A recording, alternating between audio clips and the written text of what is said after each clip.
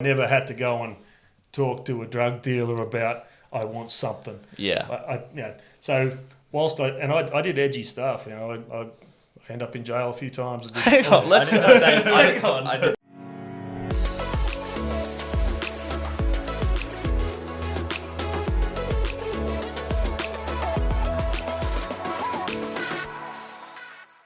Well, welcome back. This is episode 6.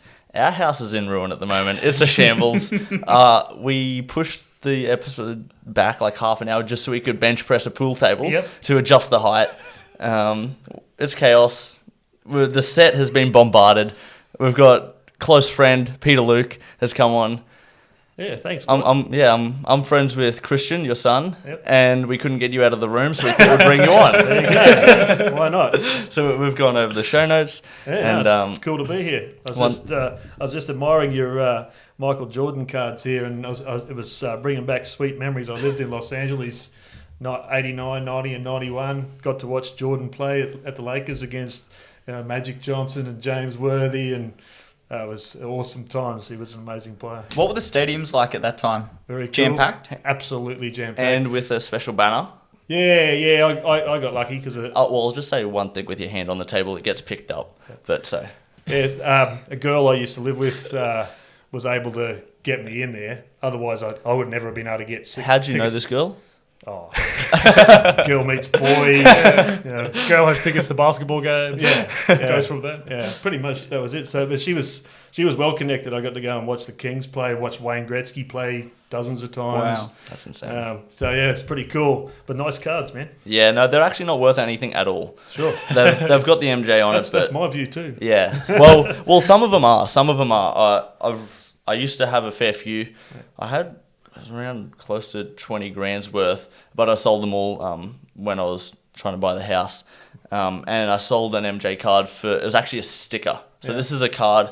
The other one was a sticker that you peel off the back, you stick it on a fridge or whatever for $6,000. Cool. The condition of it wasn't that good. It was 8 out of 10. And I sold it for $6,000, so I don't know. Winning. Sweet.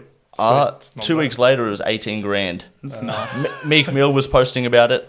We got a couple of announcements. We've had our TikTok page running for a little bit now.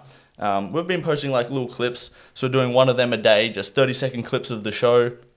But we've also got our YouTube clips, so that's really awesome. That's 5 to 10 minute snippets of the show, essentially. So the little bits that are specific, so if it's a Kendall Jenner, Kylie Jenner topic, or if cigar it's the Super flip. League, or the cigar flip. So we've got little topics that are going through on our YouTube clips page, so check that out as well. It's Outspoken Show clips. It's not hard to find.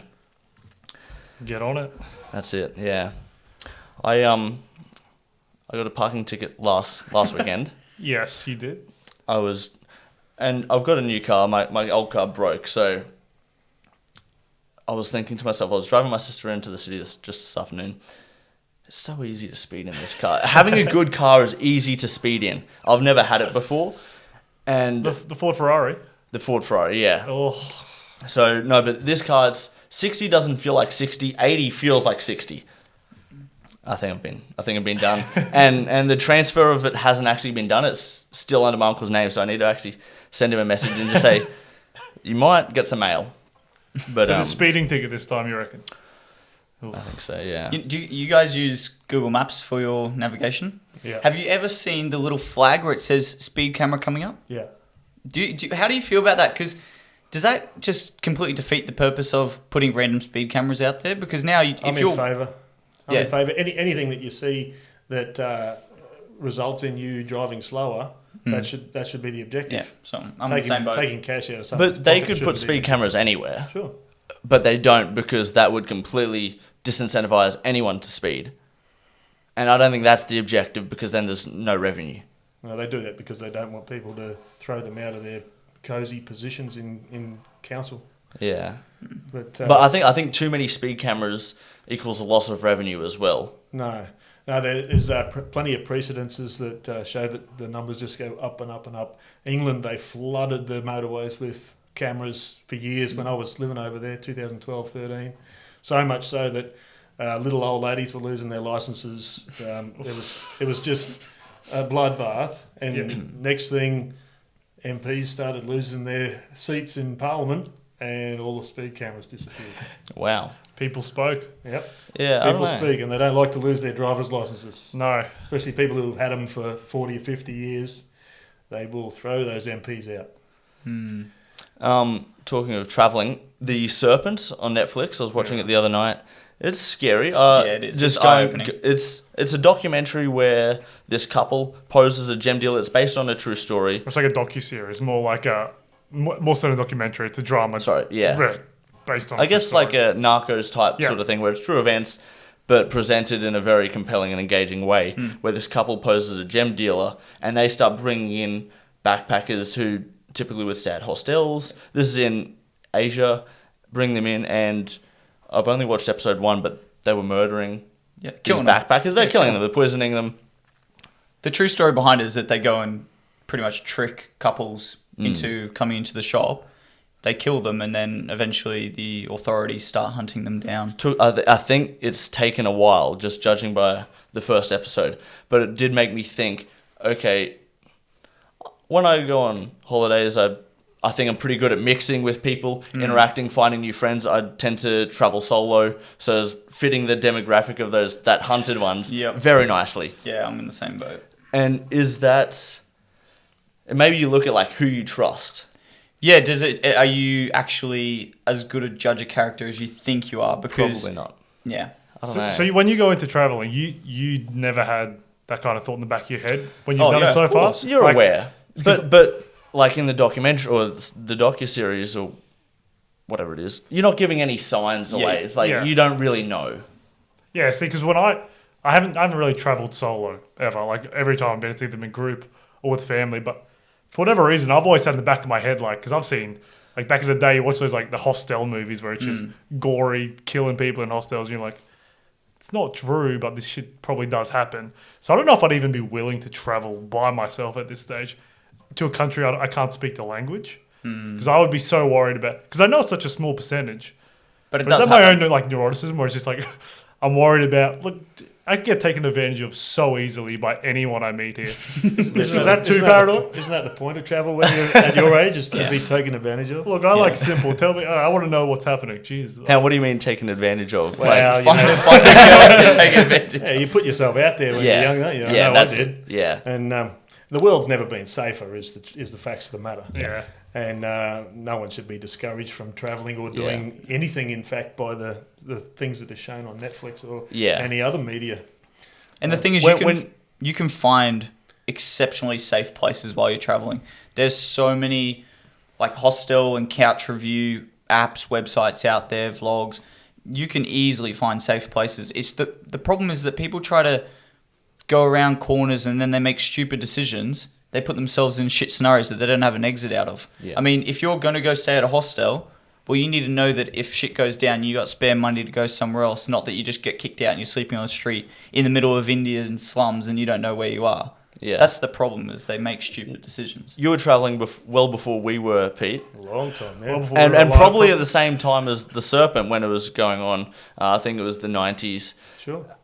How did you try and... Because you've told me a few stories, and how would you vet people, or not vet people, but... I did an awful lot of travel. Travelled pretty much all of the world except for Africa in 89, 90, 91, and then I've done a lot since.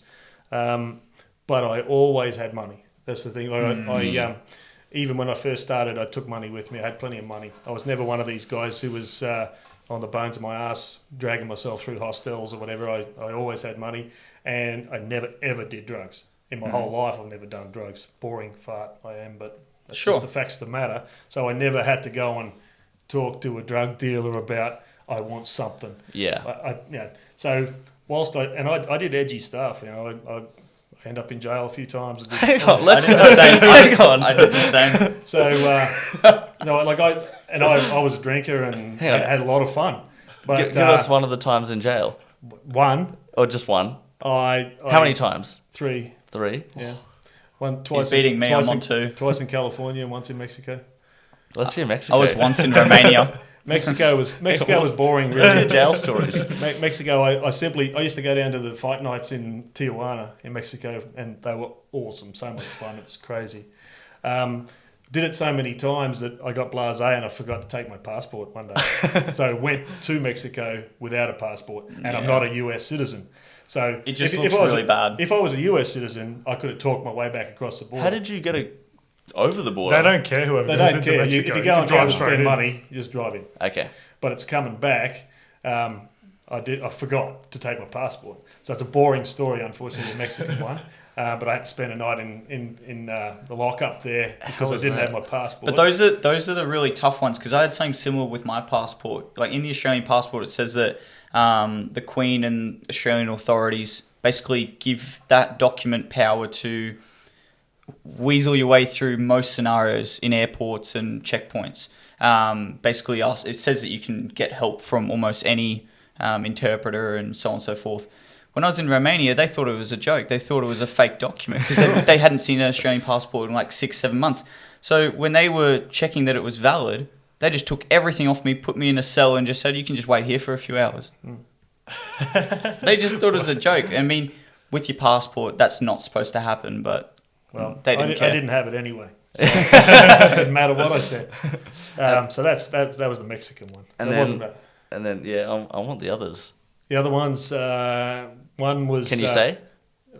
Yeah, I'm at this stage of my life, I can say. Statute of limitations? I got pretty cranky at a police officer one time and ended up getting it in the back of his car, and he put me in the back of it. And the next time there was a fight in a bar, and I just happened to be there. I wasn't involved at all, except that one of my friends was in the fight, and I happened to be 20 in a bar in Los Angeles when the drinking age over there is 21. So they thought they'd better take me into custody and find out what I was doing, see if somebody was serving me alcohol inappropriately because I was a minor and whatever. They had no idea I'd been drinking for 5 years at that point. It was no big deal, but they took me into custody anyway. So fairly boring, but certainly did loads and loads of travelling. I did all of Asia, well, not all of Asia, but Southeast Asia when I was in my teens. Back in a day when not that many people travel, was a big deal. But yeah, I never did sketchy stuff like hang around with dudes that did drugs or talk to drug dealers or anything like that at all. In fact, I used to get really snaky about that stuff. I went to Amsterdam a couple of times.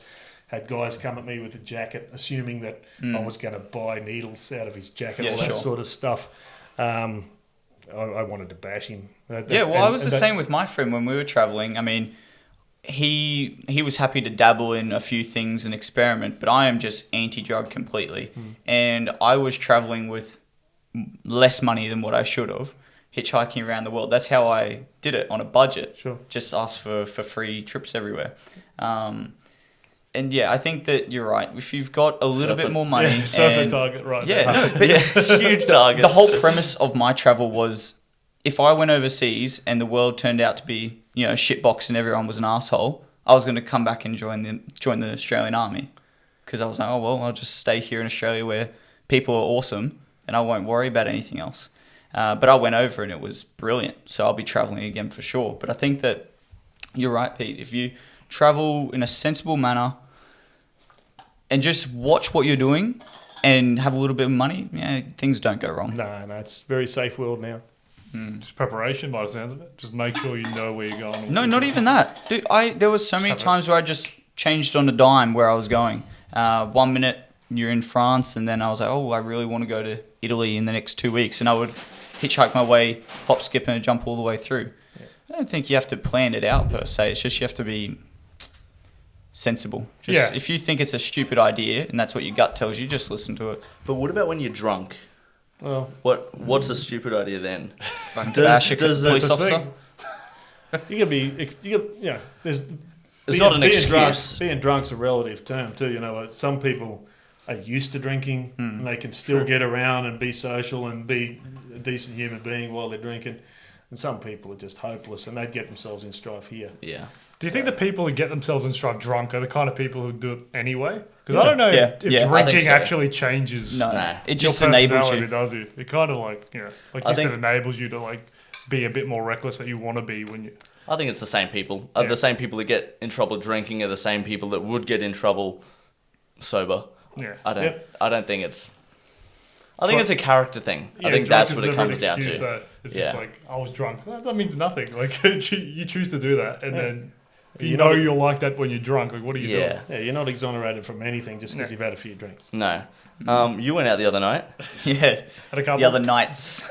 Yeah, Friday night, Saturday night. It was big. Celebrating my brother's 18th. We did like a pub crawl, golf pub crawl. So the whole premise is you score your friends and family as you go through the pubs. And it gets really messy. I mean, pub number 1 was pint mixed drink. Pub number 2 was 2 pints mixed drink. And 3 and 4 just keep escalating. So it gets really hectic. But I mean, you're drinking over a long period of time. So when you're out in the valley, like, yeah, you're definitely drunk, but you're not asleep on the floor. So no, it's very good. My brother fell asleep though. Where did he fall asleep? Oh, in the Felons. club? Yeah, no, outside of Felons. So this is the Friday night. Saturday night. Yeah. No, he was waiting for his friends who had gone to the bathroom because there's 2 exits. They had gone out the other one. He didn't realise. And being 18, first time out, drinking a lot more than what he's probably used to, he was on his phone trying to work out where everyone was, and he fell asleep. And Snap Maps, asleep with Snap Maps open. So I got to the next pub, and I was like, oh shit, my brother's not here. So I had to walk back and grab him, carry him to the next pub. We got into the Royal George, and it was just, it was a mess from there. How long do you go out till? Till 12 because they're shut because of Anzac Day. But we were drinking from 11 a.m. So that's right. And what about Friday night? What happened? Was Friday night? Was that the pub golf? No, that was Saturday night. Friday night was celebration because my my great auntie passed away, and so we were drinking. Because it's a happy story. Because it didn't make sense in my mind. No, it didn't make sense. Nothing about the story. It sounded like you're celebrating the death of your auntie. Well, in a way we were because she had some diseases where muscles stopped working and so on and so forth. So it was really terrible for her to keep going. Sure. And so the family was actually quite happy that now she gets to rest. So it was a massive celebration in that regard. A relief. Cool. Yeah. Good one. Fun. Jack Harlow, we were talking about music last week, and one of his songs, it's called Keep It Light. It's we played it before. It's a cool song because it's a song about maintaining relationships when he's successful. And he talks about how when he meets up with his friends, they always talk about him and say, they look at my life and say, that's amazing. And he says, thank you like 20 times. But then he goes to talk in conversation. They try and reminisce on funny times. And he tries to keep it light so they can have a little shine. And he goes on to talk about once people lose touch with you, they start to hate you, start to show you your true nature, start to be the ones in the comments talking about you like you're a stranger. Are people getting better? Are celebrities becoming more self-aware? Are they getting better at realising or better at handling their friends, the people that love them, their fans? I think a lot of celebrities who get big these days have got to do a lot more of the probably legwork themselves through like putting their own stuff out on Spotify, YouTube, all that kind of thing. Not necessarily going through to like the standard industry thing, like go to LA, get a record deal. Go with Sony. Yeah, get with someone that they promote you. So by promoting yourself, you're constantly interacting with the fans like you would on YouTube. You're seeing who's liking it, you're responding to comments, you're more interacting with the fans day in, day out than just going and becoming these superstars overnight, so to speak.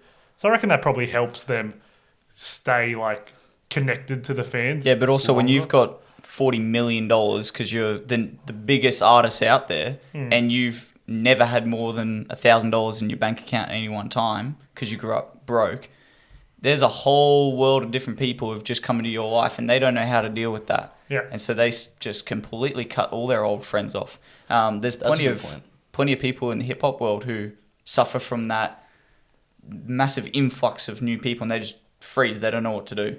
Family gets left behind, friends get left behind.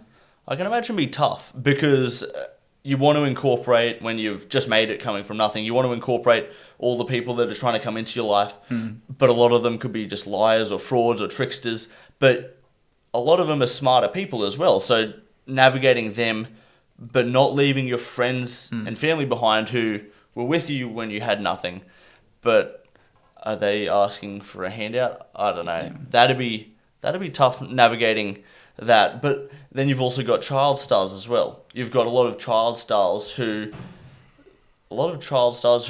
were big when they were 15 and grew up 20, 25, 30. They've gone insane. They're off the rails. Almost all of them will have a period list where they are completely off the rails in rehab. All those Disney stars you hear about, how crazy they all end up going. Like, that is a different way to grow up. I feel like there's something to be said about being a certain age or having like done enough things and had enough life experience. And then become rich. Then becoming rich and famous because you know how to handle the rest of life like that. You're not just thrown in from, 10 years old. You're the best thing in the world. You never do anything wrong. Boom, you're this famous person. And all this pressure on you at the same time. How can that not create like a massive amount of anxiety in that kid? Like, because there's so much pressure and then I'm the best. Like, how would you do that? I don't know how I would. I don't think any of us would be able to like grow up differently. It'd be hard. It'd be so tough. And is that a result of like the Interscope or the Sony pushing you more than you were doing the legwork yourself? Because is that you not being ready for it? Yeah, I think it's you not being ready for it because you don't know what normal life and normal growing up is like. You don't understand like the normal like anxieties of a teenager growing up of just normally interacting with people. You're probably homeschooled. You're probably not interacting with people your age who aren't like in your same situation. Like, I think it's just a different way to grow up, not having fun probably. But I feel like people are better at it now. There's so many people on TikTok, especially Addison Rae, the D'Amelio twins. There's so many people who are actually better at handling the fame. Is that the being better at legwork, or by doing the legwork yourself? I think that's being in front of everyone and being scared shitless. Because, like I said very early on in the creation of the podcast, if you've got 3,000 people coming to your kitchen, you get real scared watching that. Whereas now, like, they have to be nice on the internet. They have to keep in touch with their friends and family. Otherwise, they'll just get cancelled out. People just say, "Oh, you're an arsehole, bye," and you're no longer famous anymore. And how old are these people? I don't even know these names. Recognize them. Are they still quite young? Like, I don't think they might still hit that period where they go a bit crazy. And I don't think the D'Amelio twins are 18. Either one of them are 18. So they're still so young. They're essentially Addison Rae's, I think, like 20. Yeah. They're very established personalities now, and they seem to be nice people. I feel like if they weren't, they would have been called out for it. You reckon? Or you think it's just... I mean, I'm not saying they're nice people. I don't even know who these people are, but like, are they not going to have that period where it's like, all right, they're crazy off the rails, go through the same kind of thing? Well, Pete, all the stars when you were growing up, they sort of went off the rails, and it's not a new problem, at all, because they live their lives or grow up, in the case of the kids, in a completely different reality to the rest of us. And it's just like it's really hard to teach a left-handed golfer. It's really hard to mentor somebody who's in a situation that's completely different to your own. Yeah. You know, so they haven't got good people necessarily teaching them, looking after them. It's interesting that you talk about the Sony sort of situation and record labels or sports star managers running people's lives in the old days, and now they sort of they're more doing it out themselves. there. Yeah. Well, I don't think they are. I think there's the same people exist, but they can't hide in the shadows the way that they used to. You know? They're still going to have a Twitter account, and they're going to. I'm not really up with it all too much. You mean like the mentor has that sort of reach, or the star? No, the star has that sort of reach and that sort of exposure more so than their reach. Their reach to me doesn't matter. Their celebrity itself is going to create the reach, but them managing their own fame whilst being critiqued on social media is a vastly different situation to somebody like a sports star from the 50s or 60s who never saw the light of day. You know, they were kept in, and music stars too. Their record labels bottled them up. No one ever got to see them except when they pushed them out on stage. Went on tour. Now they're exposed all the time. And you'd have to think that they're adapting and that there probably are better people now because they've had the opportunity to become those better people. All of us know a lot more these days about what you're supposed to do so much to be information. Considered a better person now, you know. Yeah. Whereas in the past it hasn't really been. I don't know if you know what's going on, but there's a thing called cancel culture. Have you heard of that? Not at all. It's pretty much where if someone does something wrong, they get cancelled, which is they're no longer the bee's knees, and they're cut no away. longer looked on in a high regard. There's a lot of talk is like some of it valid or Was it just made up pressure? Is it just all this bottled up pressure on social media that cancels this person when, hang on, he only just like dropped a chip packet and kept walking. Like, this is a made up scenario, but is that worth cancelling someone? But there's also the accountability. Sounds like people taking the opportunity to be judgmental. To me. They are. And people, when they're jealous of things like fame and fortune, they do tend to get really judgmental really quickly. I notice it all the time. I see, even though I didn't enjoy the Oprah interview with Meghan Markle, I still thought the way they tore her down early in the piece was completely inappropriate. I just think that everybody wants to tear these people down and give them a hard time and make their lives harder than they already are. And this, what you described as cancel culture, it's the same Bring sort of people thing down. to me. Like, judge people, want to judge people. I'm not rich and famous, so I haven't People done who anything aren't playing the special, but I game. can look at this person and judge them and make comment because I've got a Twitter account and I can say this person is this and this person is that. Yeah. And, it doesn't come back the other way because I'm nothing. There's a lot of examples of really false poor. allegations as well. Yeah, it's poor. Which is sad. Yeah. And then there's also the ones where they come after tweets from like 10, 15 years ago before they're even famous. And Yeah. then they're gone for that. Like Kevin Hart had a situation like that. He was still like famous at the time, but wasn't as big. I think it was They came at it 2008 or 2005. He tweeted about his son playing with a dollhouse and how, I don't know the tweet, but he didn't want his son to be gay. I think that's what it was like. Along those lines, yeah. And this, I think it resurfaced like 10 years later, 11 years later, like 2019. I'm not the same person I was last year. No. I don't think you can be judged. No, if people heard the things I used to say hanging around with my mates in the 80s, they would cancel me pretty quick. Yeah. Attitudes were different back then, Yes. and we were silly kids, I think people are too judgmental. Yeah. Actually, it'd be interesting to know your take on the Black Lives Matter situation, because living in LA in the early 90s, just recently Jeffrey Floyd's killer, I think his name was Derek Chauvin. Sorry. Was just name every name, you'll be right. You'll get it eventually. Was guilty on all counts. And LeBron tweeted about it. But I think it was more directly related to another murder where he said he's so damn tired of seeing black people killed by police. And then he's replying to the tweet he took down because it's used to create more hate. This isn't about one officer. It's about the entire system. And they always use our words to create more racism. I'm so desperate for more accountability. Yeah, I was there in a really interesting time, and I had because of, again, the girl I was with, I had black friends that were in the basketball scene and so on. And it was really interesting to me because I had no experience with, well, I know people in Australia think we have racism here, but we really don't per se. Certainly back then, by comparison, we didn't.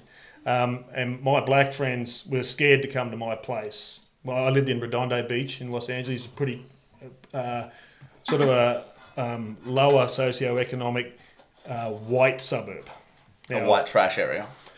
Slightly up, one level up from that. Not trailer parks. Not quite trailer park, but a cheap beachy suburb well south of Venice Beach in Los Angeles. Hippie? Not hippie. Like lower middle class. No, really, lower middle class, but it's rough by our enough. standards here. I was totally surprised when my black friends felt awkward about visiting me in my house in Redondo Beach. Was that a conversation you had, or? No, they came, but they were shit scared the Really? whole time. Wow. Because You could tell? Yeah. And I asked them, why are you so nervous? And I said, well, if we get seen here, we'll get arrested straight away. By cops? Yeah. Wow. And I found that really surprising. These were friends of mine. I had Christmas with them at their house. They lived in Gardena, which is a lower suburb again, but not far from where I lived.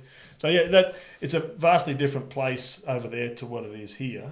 Especially being brought up in Brisbane, there was hardly any mixed race here anyway. It was mostly all Anglo-Saxons here anyway. And being over there was a real eye-opener for me. And it varies from place to place over there too. When I was in Washington, D.C., I felt the racial tension really it was really harsh. It was really sharp. It felt like a dangerous place to be all the time. But in LA, didn't feel it near as much, but it was still there. Then in places like San Francisco, never felt anything at all. Yeah. Might as well be in here. So it varies wildly in the States. But it's a tinderbox. There's the cheaper, the poorer cities are ready to riot all the time because there's loads desperation. of homelessness. Loads of homelessness, loads of injustice or perceived injustice, and a lot of them. Like there's 35 million of them, and that's a big demographic. A lot of people, a lot of Hispanics that aren't in great shape either. So it's a very, very big problem over there. Here, it's basically nothing. There's no poverty here at all. So it's a different scenario here, but it's interesting. The guy behind me, Tupac, he's one of my favourite rappers. Mm-hmm. Do you know anything about him? Not at all, not okay. a thing. Okay, well, that's dead. No, he was a rapper. He was based in Los Angeles, but got shot in '96, but was very big. I think primarily on the underground sort of black scene back then. I don't know. Yeah, I wasn't sure. He's very big now, and I wasn't sure if it was his death that brought on his rise to fame, and another one that he would sort of rap battle with, and they would diss each other, but were friends before it all started. Also died in a shooting, and there's theories as whether they're related or whether they tried to kill each other. No, I know nothing about that chap, but when I was there, the Raiders were still playing in Los Angeles, which was a very big deal. As in Oakland? Or The LA Raiders at that time. Wow, at the were time, they? it was the LA Raiders when I was living there.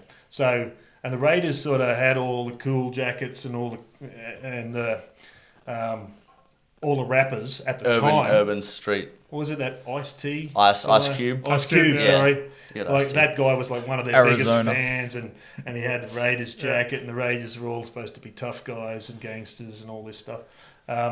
So it was prevalent in the culture there in a big way. Yeah. It was a big deal. But I haven't heard of that fella, and don't know quite what it'd be like now without the Raiders in town, because the Rams were out at Anaheim. That's a white place out there. Yeah. Different. Is it losing culture, the NFL?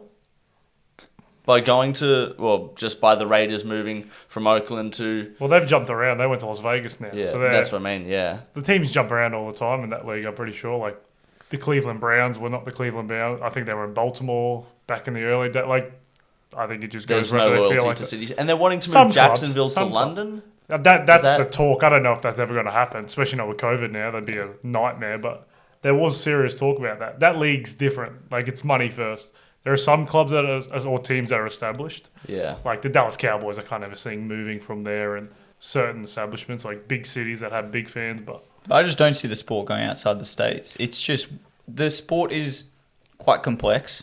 Takes a massive amount people just to get it going. Team wise, there's so many people each team, and I just don't think that it can break into markets like Europe. And there's no point to move them to London when you got football and you've got all these other sports hanging out. Yeah, I'd be careful, Dylan, like thinking about American football in terms of what you see in the NFL, and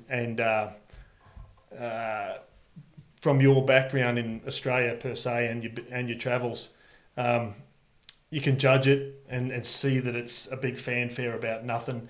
But having lived there for a few years and playing like street football with friends and so on, it's a fantastic game. No, don't get me wrong. I think the game's brilliant. But I think does it's transfer. Like you don't have to have like they have 45 on a team, which is limiting.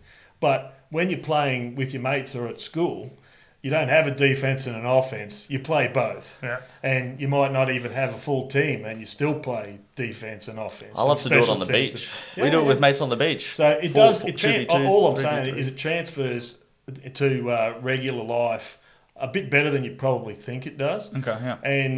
And it's a fantastic game. Like I learnt the technicalities of it, having playing it with friends and then watching lots of it on TV. Once you learn all the bits of it, Yeah, it's it's easy a to very cool play. game. Okay. Yeah. So, So you think it could be I a little absolutely bit do. bigger than what it is now? Oh, absolutely, I do. Because of the money that's behind it. It's such a massive league. I'm not saying it's a better sport than anything else. Yeah, sure. There's lots of good sports around, but it's got so much money, and some of those leagues have shown themselves to be very adept at going around the world. Like there are people that Man United sell heaps and heaps of merchandise in Australia, and they sell heaps of merchandise in South America. And No, I understand what you mean. A lot of these powerful leagues, they have shown themselves to be very adept at marketing in other countries. And I think the NFL could move a team to London without any trouble at all. No, it's interesting that you say that because Japan took on a lot of like America's baseball scene, and they became fanatical about it. So and it's interesting you say that. They move vice versa as well. Exactly. There's a few stories of retired baseball players going to Japan or China, but then a lot of the young ones go to America to the camps. And back to the NFL, I think if COVID hadn't happened when it did, I don't think Jacksonville going to London is that far-fetched an idea. I think that was not far from happening at all, because every time at that stage they were doing, I think, 2 to 3 games a year in London at Wembley Stadium or Tottenham's new facility where they built intentionally, like half of it expands and opens up into an NFL field. Like that was happening. That was going to happen at some point. The London market or the English market for American football has grown heaps in the past few years, and they've made an effort to do that. But even when you've got union and football and cricket, they were selling out every time they would go there. Like there was, or not selling. I don't know if they were selling out, but there were lots of interest. There was lots of interest. I think it could hapen. Yeah, absolutely could happen. And if you own a relatively lower team like Jacksonville, or what do you got to lose? Because these are privately owned. You might lose $1 billion, and you might turn it into $20 billion. With one fairly simple transaction, and the younger people in England are moving away from their traditional sports. I've lived there too, and there's very little support for rugby union, and in the cricket, unless they're playing Australia, no one pays any attention to it at all. I feel like that's cricket in Australia too. Is there that much attention paid to cricket? It's a really old-fashioned game, and you, Luke, you know I love it with a passion, but that doesn't distract me from the knowledge that it's a very old-fashioned game that you have to spend way too much time playing to get good at, and that you spend way too much time in the sun. Those cultural things are going to move young people away from cricket. There's a lot of mums are going to say, no, boy, you're not going to spend hundreds and hundreds of hours in the blaring sunshine in Australia. And that kid's going to be relatively easy to convince not to do that.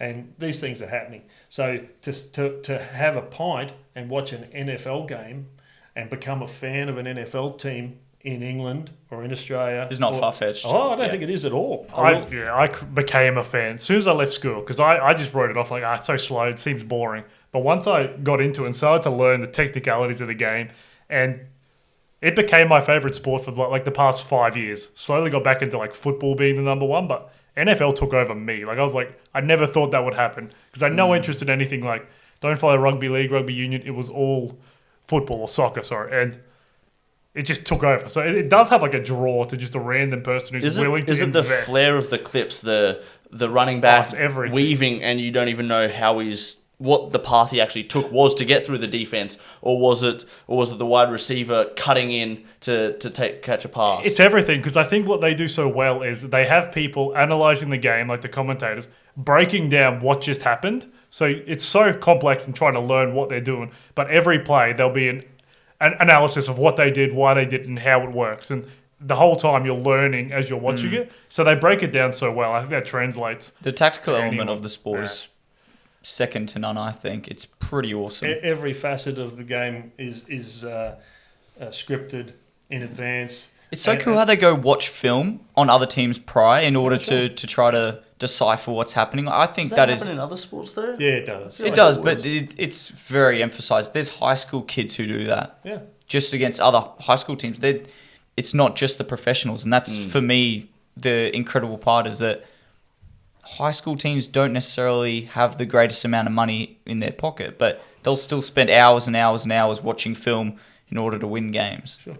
I think high schools in America, like for football and basketball, do have money. I've seen a video on Instagram lately of LeBron James' son. LeBron James, arguably the greatest basketballer of all time. His son, Bronny, is 17. He's in year 12 or his senior year in high school. I'm not sure whether he's going to go straight to be drafted to the NBA or going to go to college first. But the stands are packed. The stands... I don't think you'd ever see anything in Australia for something that's so far away from a professional league. Still the amount of huge impact, support. Do you think that's because of his name or because he's actually a good player? I think both. Okay. I think and the school over there. There's schools and there's schools. You know, if you're going to Gardena High School in South LA, there's no one in the stands, and you've got no facilities and whatever. But if you live in the Hamptons or near Boston or something, and your dad's worth half a bill, your school is very popular. It's got all the good stuff, and there's loads of people in it. Yeah, so you're saying like these schools, you make their first grade team, and you're the Ducks nuts, and so everyone's coming to watch no matter what. Yeah. that brought a couple of actually Netflix documentaries. Last Chance You spoke about it. It's this Netflix docuseries where they go to the colleges, like the Gardena High School colleges though, that don't get any love, don't get any funding, and they go watch them. And they're like Div 3 college football teams, and they're not Div 3. They're junior college. Yeah, JUCO. So they're not in the same league. JUCO college, and these players have come from some little small town in Florida, and everyone on the block sells crack or whatever, and they're telling these stories, and you get invested in these stories, and their dream is to make it to a D1 college, which just means that their academics is mostly paid for,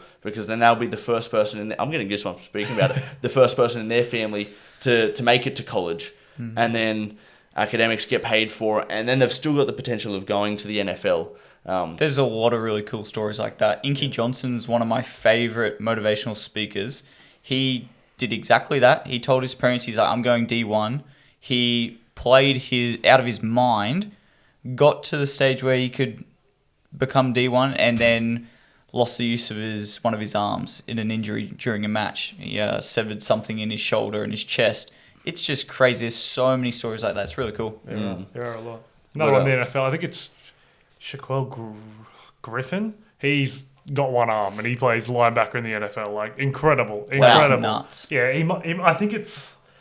I can't remember where he's got part of the arm. But he's only got one hand essentially. Yeah, Jesus, and like that's crazy. Like that kind of drive to get yourself to be able to do that. And it's back to the Last Chance You. He's playing with one arm. Yeah, as a linebacker. Which you're tackling. You're tackling, yeah. Every play you're essentially tackling. Maybe don't need your hand, but if you... Well, you don't need to be able to catch the ball. Just drop a shoulder in.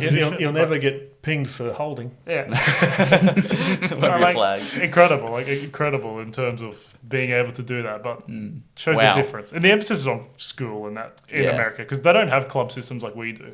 Like in terms of, you don't play for clubs essentially. You just play for your school. And your college, and then... So all your scouts come to your school and watch through that system. Yeah. That's how you get... Definitely more so than... Yeah, okay. And emphasis on school makes a difference, and that Blue Varsity doco that we watched was just going in and showing how this one guy was essentially an agent for your billionaires' daughters and sons, and would get them into the Harvard, the Princeton, and all these colleges, UCLA, that they wouldn't get into or didn't want to risk not getting into, and they were paying this guy to get into. And he just bumps you through the line. Pretty much. Says you're like a rower when you're not rowing or at a all. water polo athlete. Wow. The head of the athletics. Yeah. Whatever, just like... Just small sports that people don't pay attention to. Yeah.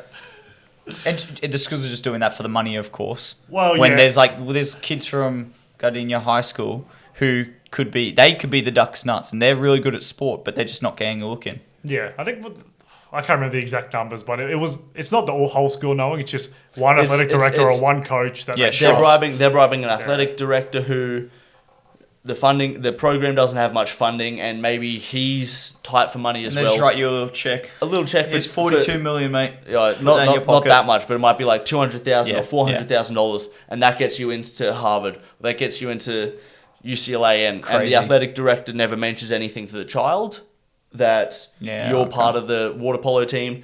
The child never knows, the parent never says anything, because if it spreads in the community that I've paid for my child, like that looks terrible in the community. So you're just a ghost on paper, and the kid just pretty gets much. And I guess the secret stayed because no one wanted to talk about it. The person who organised it wouldn't talk about it because that incriminates himself. The athletic director didn't want to talk about it because that incriminates himself. And then the parents wouldn't say to other parents because, why do you need to pay to have your son go to Harvard, but they want him to go? So that was the kid never knows about it. So he ended up getting caught by someone else getting arrested, and he ratted on the dude that was doing it. So they never actually knew it was going on until someone had to save his own life by ratting. Craziness. Different system. They're getting into that. It really is. Certain school is everything. We don't care. No, but I still QUT, think it happens here. Griffith Uni, UQ, is there really? Probably not to the same extent, but are they big universities in Melbourne and Sydney? I don't know. What Brisbane University are you doing that for, though? UQ? No, I don't think anyone will be paying. Maybe UQ Med School people might care about. Griffith one's just as good, mate, apparently. I'd say Griffith is the only one that's like, oh, you're from Griffith? Except medicine. Medicine is huge in Griffith. Is it? Because they had their own hospital. Huh. Oh, true. The people want to Down go the there Gold because Coast? they have, literal placement in the uni. But I don't know if it would happen here. Bond. Yeah. That's probably one of them. That's probably one of them where there is that. But anyway, that's it for episode 6. Yeah, keep it nice and simple. Groovy. Thanks for watching. Thanks for tuning in. Don't forget to like, subscribe, comment. Follow us on Instagram at The Outspoken Show. TikTok clips. TikTok clips. YouTube clips. Cigar Don't forget flips. to subscribe to that. We got cigar flips in there. So thanks for watching, guys. Catch you Ciao. next time. Bye.